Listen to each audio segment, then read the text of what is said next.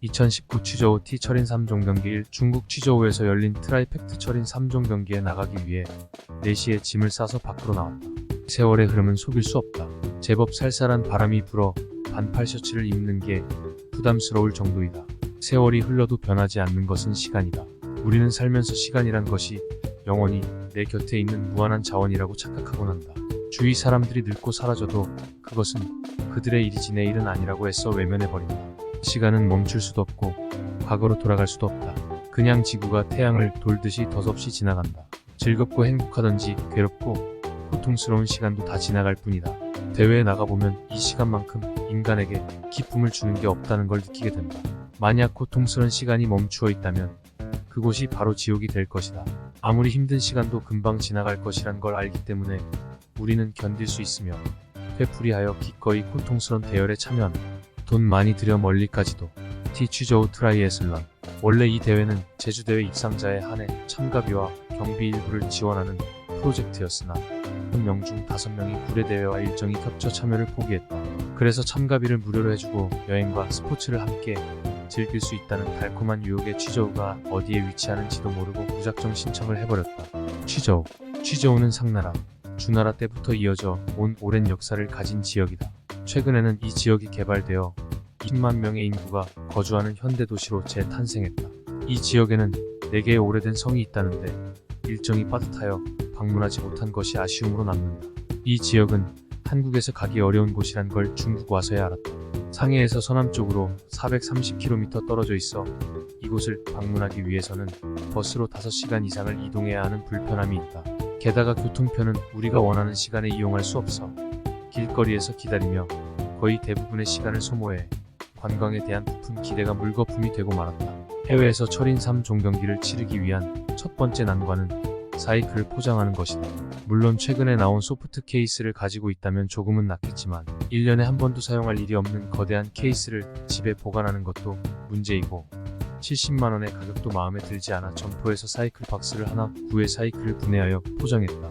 하지만 부피가 커서 이동하는 것이 매우 번거로웠다. 5시 12분 공항으로 가는 6200번 리무진을 타려 하니 운전수가 이 큰 박스가 짐칸에 들어가면 다른 짐을 실을 수 없다며 버스 안에 실으라고 했다. 왠지 출발부터 순조롭지 않다.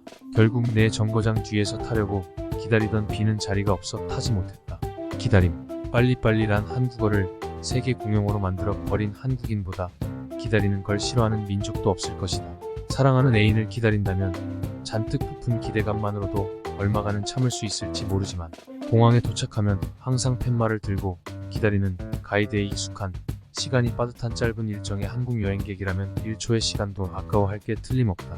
거친 철인 운동도 하면서 좀 힘들게 여행하는 게 별것 아니라고 생각할 수도 있겠지만 힘든 운동을 하는 사람일수록 평상시에 훨씬 더 안락한 생활을 통해 보상받으려는 욕구가 강하다. 우리 팀은 모두 8명이다. 서울에서 3명, 부산에서 3명, 미리 중국 kunming으로 전지훈련을 갔던 초코치와 그의 제자도 함께했다. 8시 아시아나를 타고 10시에 푸동공항에 도착했으나 출발지가 다르다 보니 비행기 시간도 달라 상해공항에 내려 2시간 이상을 대책 없이 기다려야 했다. 우여곡절 끝에 사이클은 주최 측에서 보내준 버스로 취저우로 보내고 점심 식사하러 공항 안을 배회했다. 점심 식사. 매일 먹는 음식조차도 선택이 어려운데 익숙하지 않은 외국에서 음식을 고르는 것은 실패의 위험이 따른다. 나물과 고기를 진열해 놓고 선택해 무게를 달아 가격을 책정하고 요리를 만들어주는 마라탕 비슷한 음식을 파는 곳에서 식사를 했는데 많은 음식이 남았다. 식성이 모두 다르기 때문에 누군가가 골라준 음식 재료가 내 취향에 맞을 수 없다는 것을 깨달았다. 행복을 찾기 위해서는 스스로 선택하고 노력해야 한다. 30분마다 오는 14시 30분발 순환버스를 타고 상하이 에어라인 트래블 호텔에 도착했다. 동방명주탑.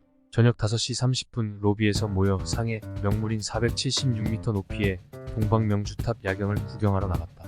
전철역까지 택시로 이동하고 전철을 한 번 더 타야 했다. 황푸 강변의 우뚝선탑과 마천루를 보기 위해 엄청난 관광객들로 붐볐다. 강변에서 사진 찍고 19시경 저녁 식사하러 식당을 찾았다. 저녁 식사.